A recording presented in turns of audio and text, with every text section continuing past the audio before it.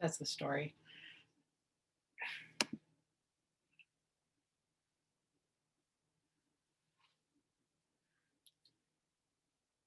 Who's that? Is that?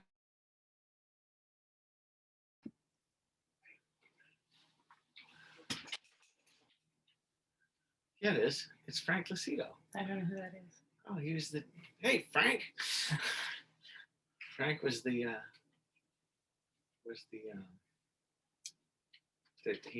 was the. He did Justin's job for a long time.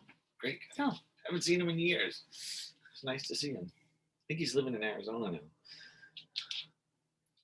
Hi, Katie. Hello. Oh my gosh, Aunt Terry. Hi, sweetie. Oh wow, thanks for coming. Look at you up close and personal. Yeah, closest we're gonna get for a long time, I think. Yep, definitely. I'm excited to see your class. No, thank you. So we're just waiting for everybody to get on, and then we'll get on with the show. Not sure how many people we're expecting today. Can they hear us? Yes. They can hear us. This is my Aunt Terry. She's my mother's sister. Hello. Hello. Nice to meet you. You too. What's your name? Harold. Harold? Yep.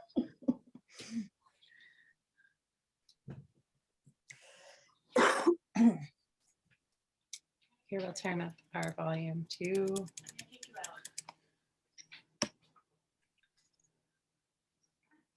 All right. Just a couple more minutes.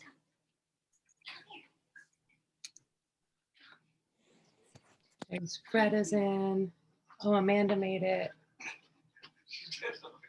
Come here. Come here. Come on. Come on. Come on, we're getting my picture.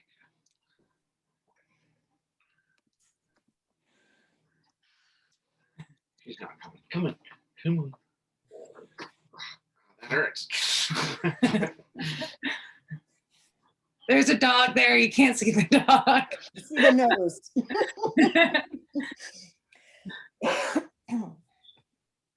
you're a dog. You're just a filthy, rotten, ugly old dog. Yeah, vaccinated yesterday. Oh, good. Yep, so I'll be ready to go That's great. whenever I hear from you.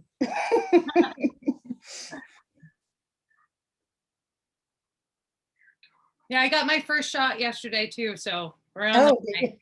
Ah, I did the other one where it's only one shot. I hope that's sufficient. Yeah. I think it'll all work fine. Yep.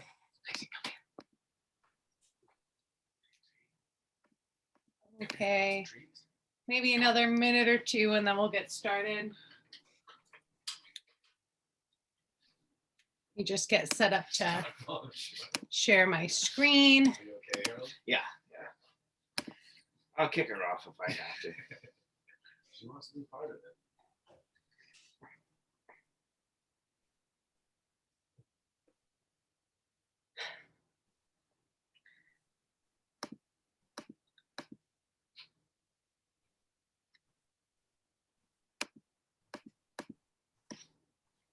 A lot of people. Not a whole lot, doesn't look like a whole lot.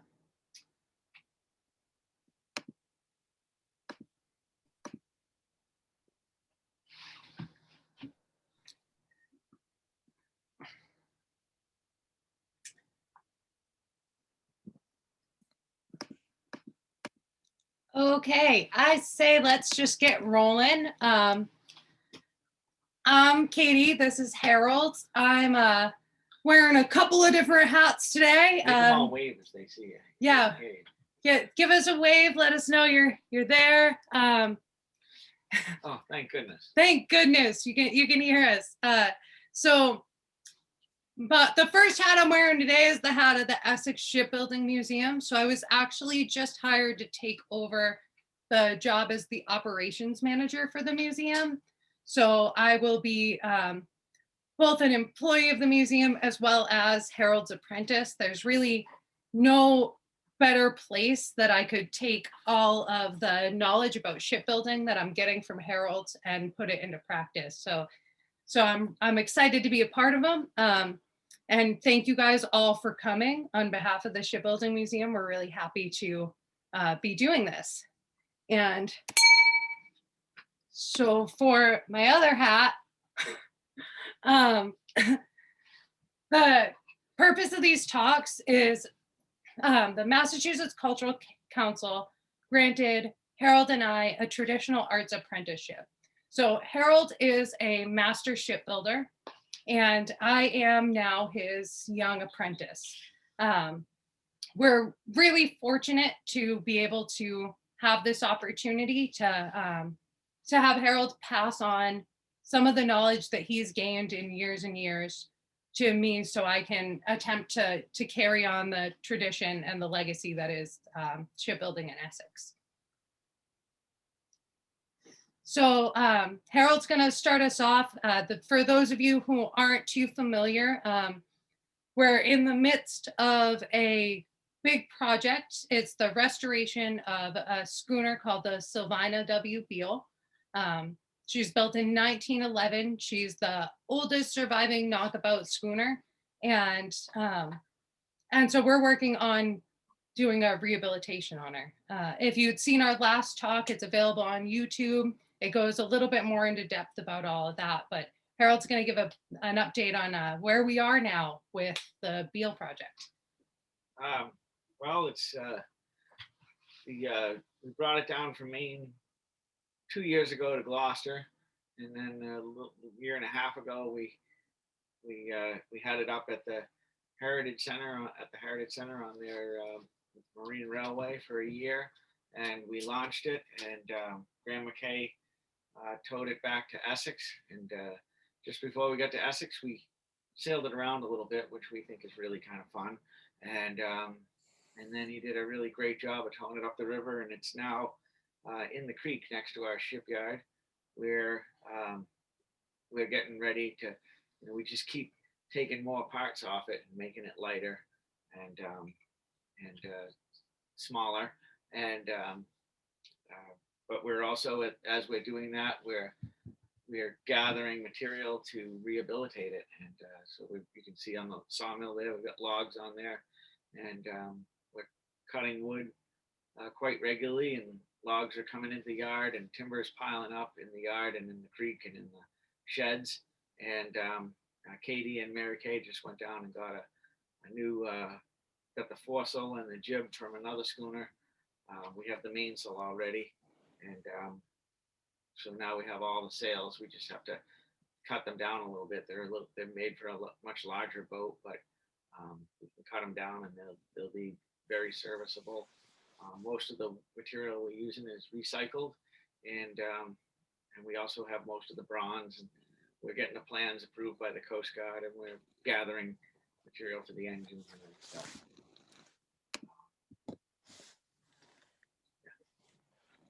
So to backtrack, kind of recap where we are now in this process. So through this apprenticeship, we got it a little bit later than we had anticipated due to COVID.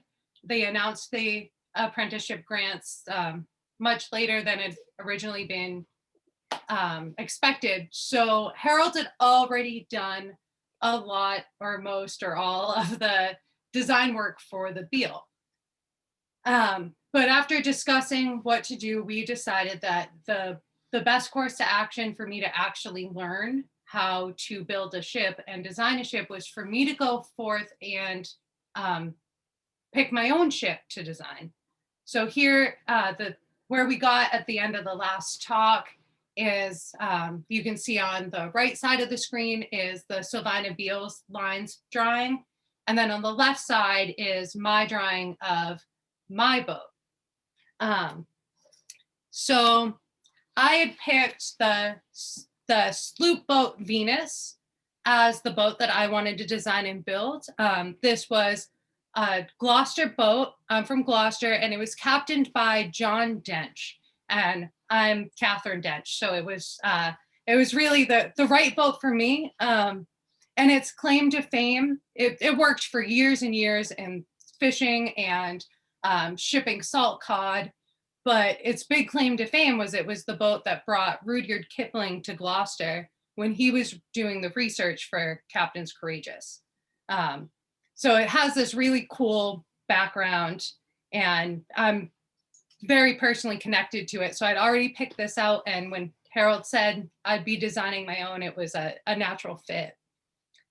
So where we started was, and this is kind of a recap from where we talked about the last time, but we started with a business plan, because the first thing you always need to do when you think you're going to build a boat is figure out how you're actually going to use it and maintain it. So we did the business plan, and then you'll see on the right side of the screen there is a sketch I did from my brain. It was what I thought the lines plan of a boat might look like. As you can see, if you have any experience with this, it's kind of ugly, but it's there. It's a boat that could have been built, and we could have sailed it, but I kind of want to see, I want you guys to see how we progressed over time. So the next thing we did is we found plans for a sloop boat that was really similar to the Venus. It's called the Vesta. The Gloucester sloop boats were most likely built all off of the same models and the same lines. So then I carved a model of that boat. But then in further inspection, that boat doesn't really fit my business plan, because I plan to have people on board.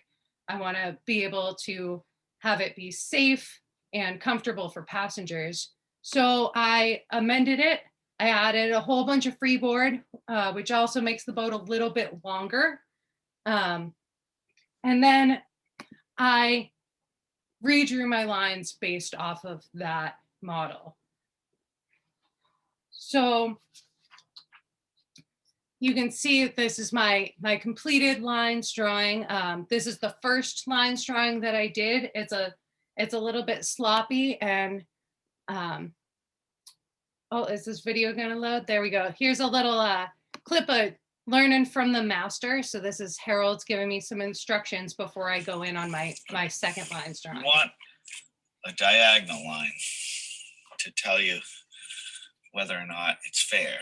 The buttock lines will tell you in this section whether it's fair, and the water lines will tell you it's fair. But what you need is another view to tell you whether or not all these curves line up.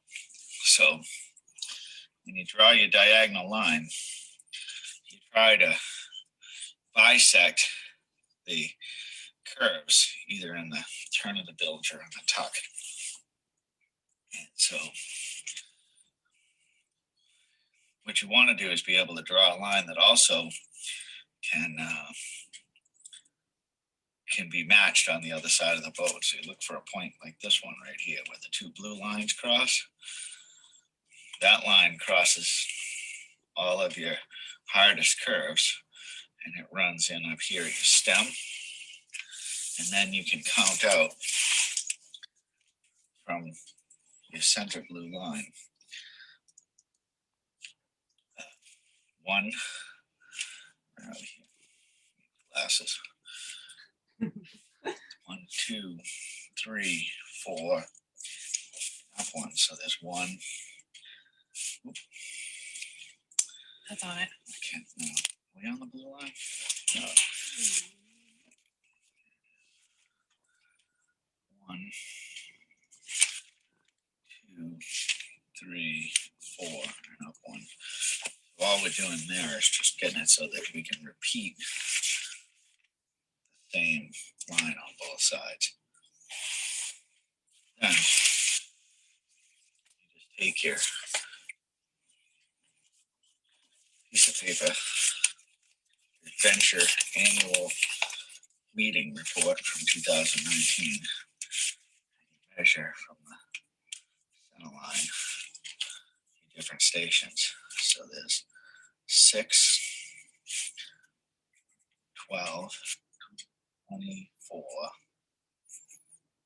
30. And you can measure it on the other side. 30. This one.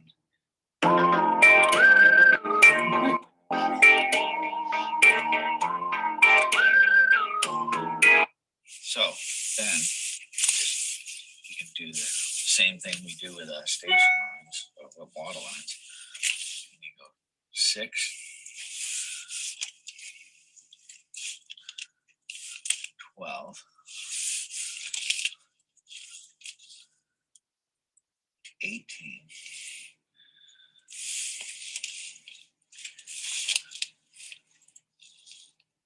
24.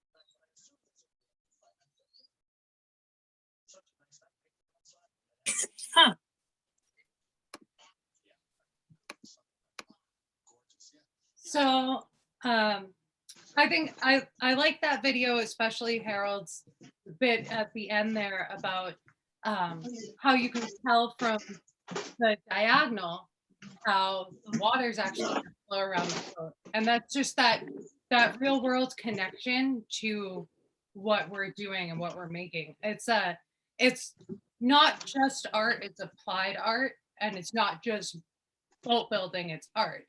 So it's got a little bit of both, and that's a good example of how.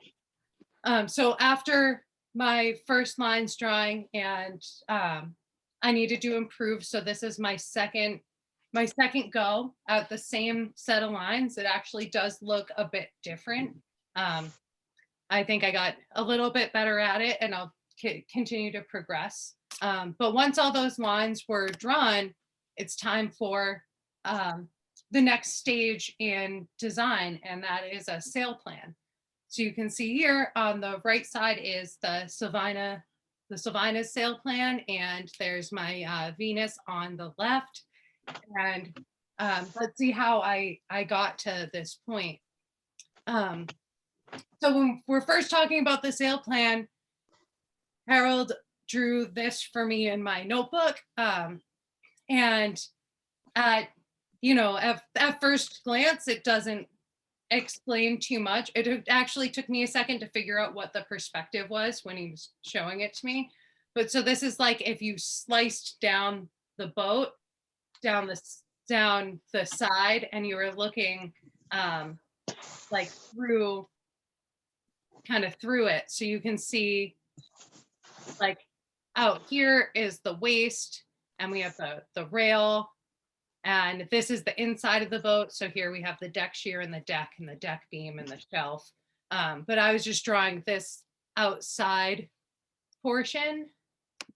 And this is my first go at that. So I added the mast and the topmast. I added my bowsprit, my keel, and then started to add in my detail line. So this stuff and these measurements turned into this.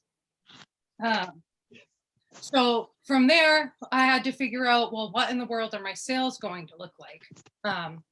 I've seen boats and I have a general idea of the way like the Ardell is rigged because I sail on Harold's boat, the Ardell. But when trying to figure out the sails for the Venus, Harold did one of the remarkable Harold things, and he said, oh, in the attic on a shelf to the right of the doorway, there's an article of Wooden Boat magazine. It has gondolas on the cover. And who is it who wrote the article? Eric Ronberg. Eric Ronberg wrote this great article on the Gloucester sloop boat.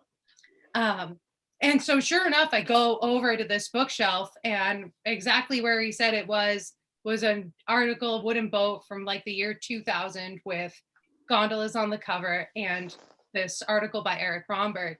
And so there's this great picture here. It's unclear if this was the Venus or the Vesta. The Vesta is a sister boat to Venus, like incredibly similar. And it's a really good profile shot. So what we did is we actually lifted the measurements straight off of this photograph from this article of Wooden Boat and scaled them up and applied them to my drawing. So here is our little sketch of a sloop boat and filling in the blanks of what all these different lengths were. Again, we had to multiply, scale it up so it would fit my boat. And this is what I got when I drew it out. And if you're familiar with boats or sloop boats, this outside line looks incredibly like what you would see in a classic sloop boat using those measurements. This line inside is what Harold said would be more likely to be safe and workable and necessary, having an engine and passengers on board and wanting to be able to sail this boat with two crew or myself. So I went to work, and this is just a fun little thing of me drawing at the board, just to get a sense of how much time we're speeding this up, but it's a ton of time just drawing and drawing and drawing and drawing. Oh, did I skip too far ahead? So after a lot of drawing, this is what I ended up with. So this is my plan for the Sloop Venus's lines. So you can see that the sails shrunk quite a bit, but it really stays true to form. And so that's as far as we got in the design process through this past month. But we've also been really using this as a completely immersive experience. So we've been down to other boatyards. This is down at the Green Point Boatyard, seeing what our friend Tom Ellis is working on. I'm carrying around a tape measure, and every boat that we encounter, I am measuring the keel, I'm measuring the frames, I'm measuring the distance between the frames, and pretty much anything that I can try to start gathering the information of what are the different rules for how you actually construct something like this. Here's me helping our friend Cyrus get some ribs into his boat. We steam bent them and shoved some more up in there. And this is me and our friend Bernie Noon, and we're checking out a boat that was over in his friend's yard, just looking it over for him.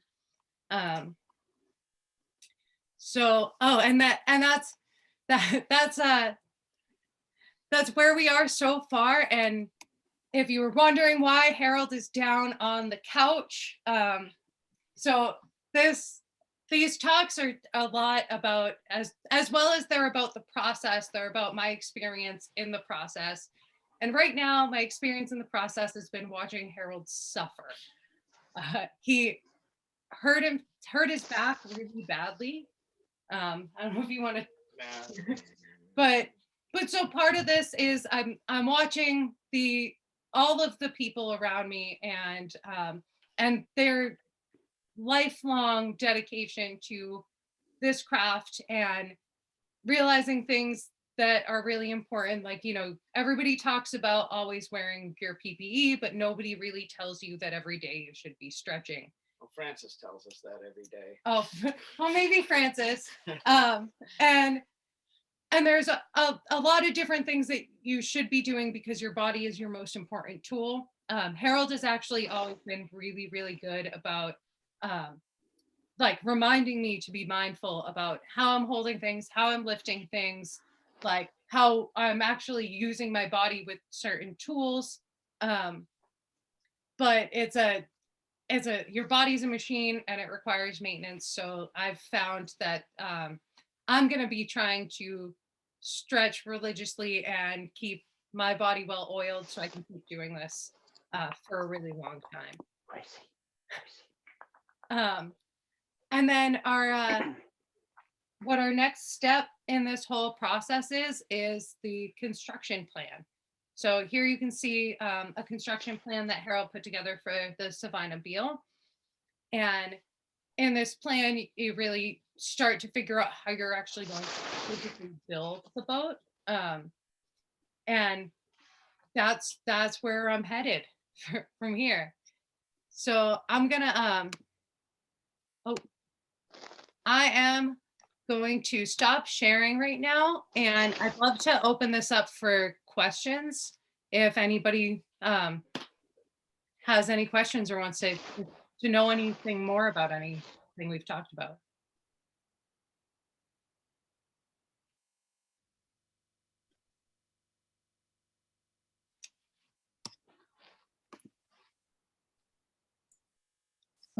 Oh, Kurt, yeah, here, go ahead, unmute yourself if you would. Oh, how big will the Venus be?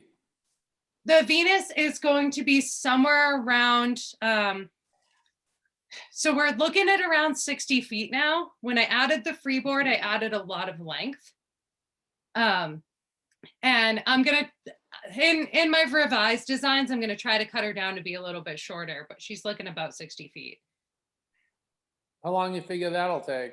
That's what I was gonna. A winter. One winter to build it. That's impressive. Yeah, that's fast. Well, was gonna- life changes a lot in 1 year. So Harold says you have to finish your boat within a year. Oh, wow. Well, otherwise you might want a different boat by the time you go through. How many hours a day?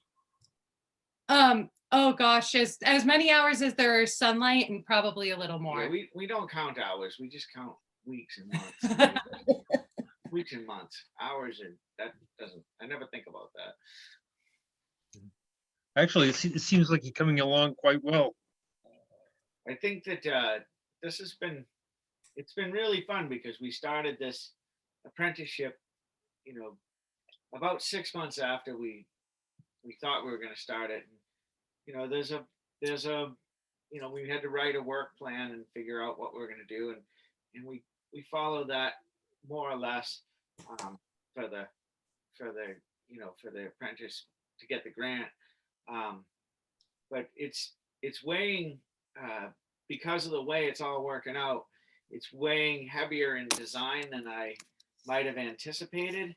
But I think it's going to be in the long run far more valuable to Katie that she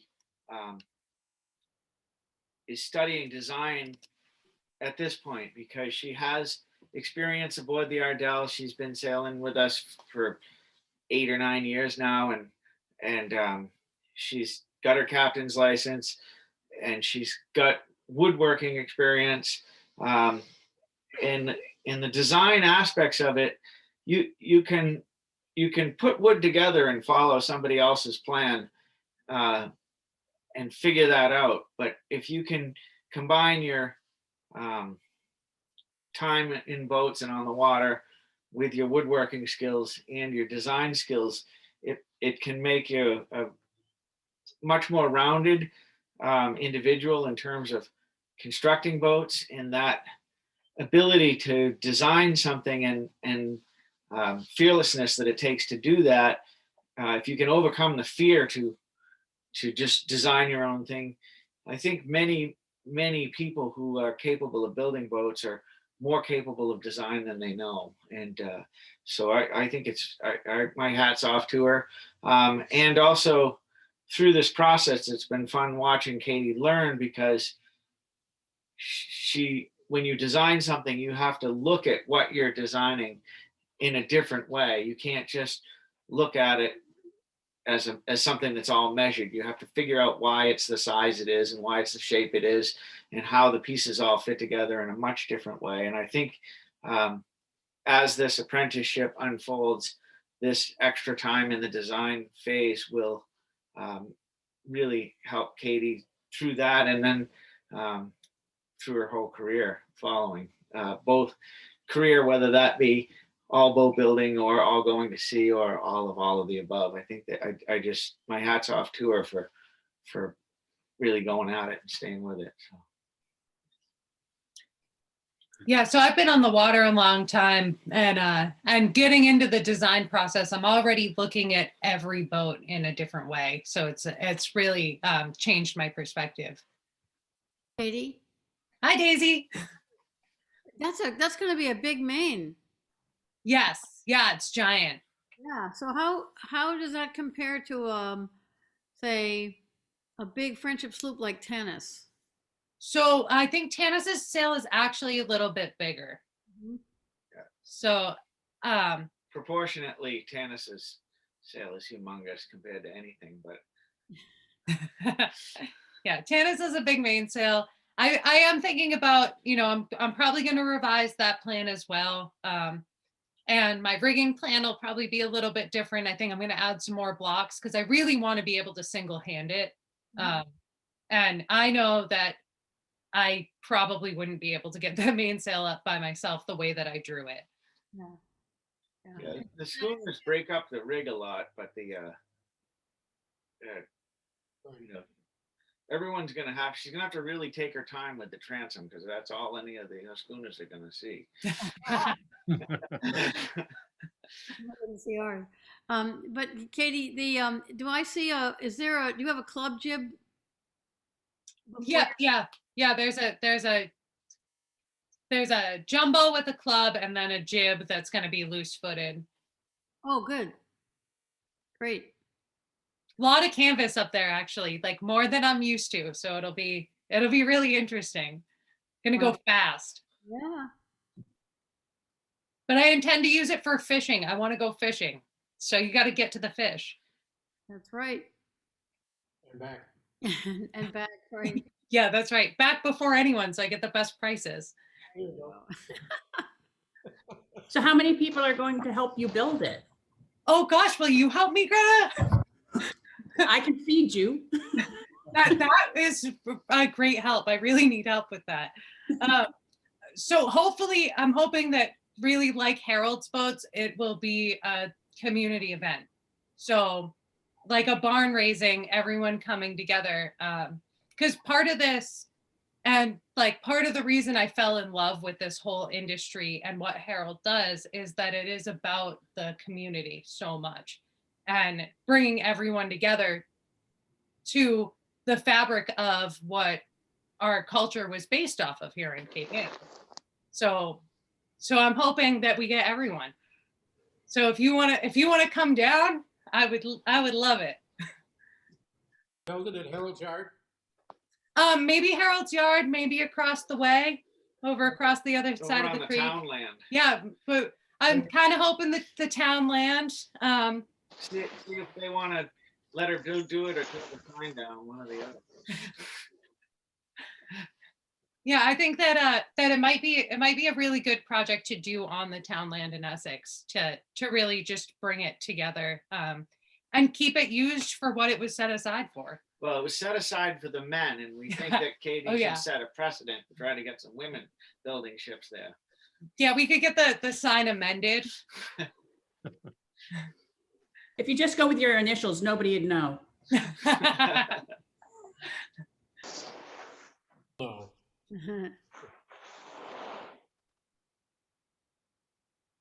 All right. Does anybody have anything else they're wondering about? Go ahead, Michael. You can unmute. Katie, my memory isn't what it used to be, but didn't Eric Ronberg do a model of that vessel for Mystic? So Eric Romberg did a model of the Vesta. Oh, okay. So Vesta is probably almost identical to Venus. We think they were drawn off, they're built off of the same lines and the same models. Mhm. But Vesta as it was a bit bigger than Venus originally. Me bringing Venus's lines up actually probably made her closer to Vesta's size. So it's really, really similar. Yeah, okay. Beautiful boats, though, really. Yeah, the Gloucester sloop boat, they kept making them even after the designs evolved, and they did that for a reason, because they were good seaworthy vessels.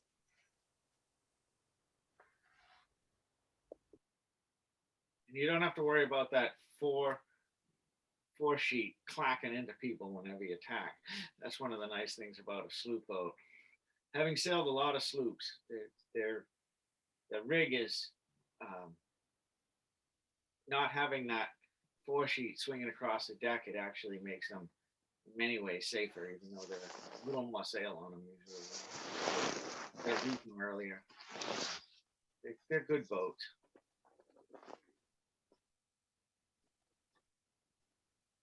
Anybody else have any questions? Or Yeah, feel free to just unmute yourself. I can't see everybody's.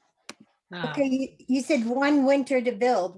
From when are you starting? Because you're still revising your designs. So the first in line for building is Harold's project, the Beal. And that we're gonna do the Beal in 2023. 2022. Oh, sorry, 2022. Yeah. In 2023, we're going to win the Esperanto Cup. So Harold's going to build his boat first. Then it'll take us time to acquire the lumber and really prepare for the next boat, and we'll do it when it makes sense. So no, I'm not in an incredible rush, as I'm really just learning now. But if somebody decides to throw enough logs at me that it's time to build, I'll start it right away. I want to be there for the maiden voyage. All right. Katie, Hi, it's Natasha.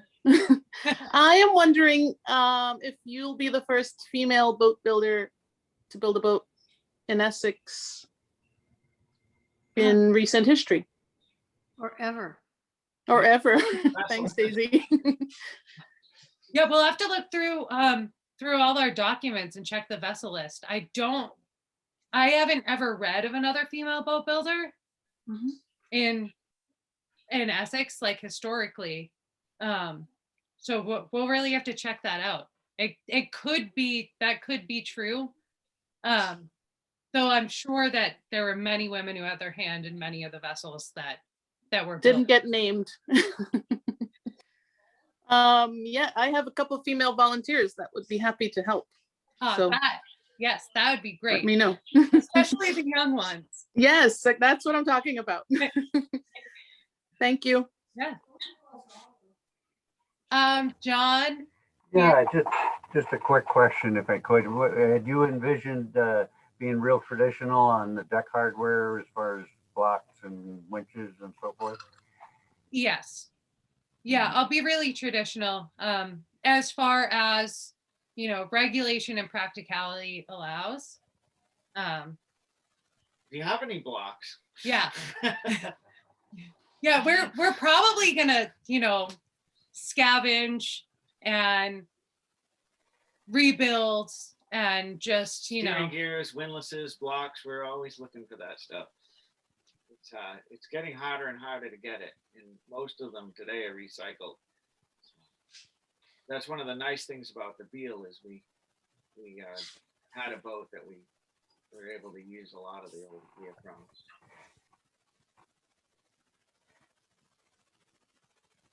yeah, as far as everything will allow, we're going to try to do a lot of it traditionally. That's like what Harold's always done. There are certain things that always make sense to do a little bit more modern. Like we like the deck with the epoxy on it because it doesn't leak and it really holds the boat together. So there's like little things like that that are just make more sense. But anything that we can safely and happily do with the old ways, methods, and materials, we will. We mill all our own lumber, comes from land clearing jobs and tree work. I found myself a handsome arborist who's gonna cut me down a lot of trees. So we're moving through the motions the best that we can to stay true to Essex. Gonna make a great movie, Katie. Make a really good movie. Didn't hear. Yeah, I couldn't quite hear you, Daisy. It says it's gonna make a great movie. Oh yeah. Oh, the songs that will be sung. All right. Well, if anybody has anything else, speak now or hold your peace till next month. So Well, just if I may, I'll just throw out the appreciation that you spent so much of tonight on, even though it was sped up a little bit, on the lofting part of it. You know, watching yours and Harold's hands making the drawing take shape. That was nice because it's actually probably over 50 years ago now that I spent a year learning lofting. I never did anything with it, unfortunately, other than take lines off of models in that training. But it was great to see it again. Brought back a lot of memories. If you got time, I'd like to maybe get both of your perspectives, but Harold in particular, a lot of discussions on a European vintage boat, vintage schooner site about what is original if the boat has been, you know, every piece of timber has been replaced on it over the last 100 years. Of course, I always like the way you approach that topic. Curious to hear your answer to that.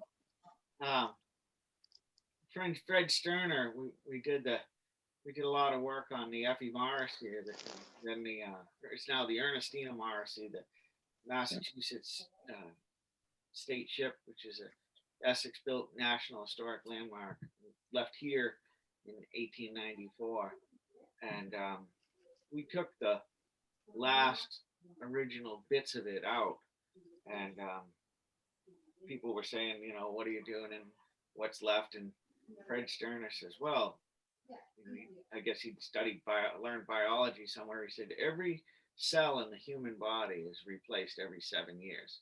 So there's as much of the Ernestine or Effie Morrissey at 120, whatever it is, Beal at 121 now, 110 now, and as there is of any 100-year-old person, and are they still the same person? And just like boats, people change shape too. So we don't want to take away just because they're slightly different form. They're still the same boat. Yeah, no, I appreciate you bringing up the Ernestine too, because the same topic came up on one of the Facebook groups again, when they were showing the Ernestine getting worked on recently, and then talking about the hiring of the captain, so the master. So yeah, no, I like that. I'll have to remember that one. Replacing the cells. I steered him towards your one. I think you were quoted in one of the. Actually, I know you quoted because I went and searched for the video when you were first talking about when you first acquired the Beal and the pleasure of bringing restoring that history versus building a brand new boat, different experiences. But I really love, the world should understand that, maintaining something of that age. And same thing with you, Katie, bringing back a cherished memory, not only, with a personal touch, with a family touch too. That's, that's the exciting part, the physical structure of the boat. It's the stories behind it that's going to be a lot of as much interesting as the vessel itself. So I appreciate that. Yeah, thank you. If you want to see more of the drawing process, I covered a lot of that in last month's talk, and it's all up on the Essex Shipbuilding Museum's YouTube. So there's actual like process videos of me going through like line by line a little bit. Just if you want to walk down that memory. Yeah, well, that's it. After last month, I went looking for my old lofting materials, and unfortunately, in multiple moves, those books have disappeared somewhere. Yeah. The other thing, if anybody's interested in the Beal, you can look up on schoonerardell.com. In the back, there's a blog that we're starting to put out, and there's a preservation plan. Yeah. Follow us on the Beal blog.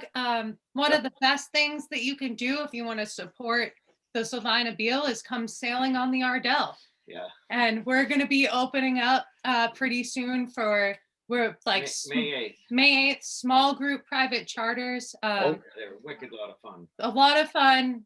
They're safe. Yeah, we take out 10 people. We just do 10 people for the same with 10 of our regular public sale tickets, and they get the whole boat. And we have it all set up so people can be socially distant. And My crew has already been talking about it, so we're gonna. All right. Awesome. You. So it's a lot of fun, and we're doing also beyond our 2-hour trips, as Greta will attest. We do 8-hour trips, which are even more fun because you're just out there all day, and it's just a great experience for our guests as well as ourselves.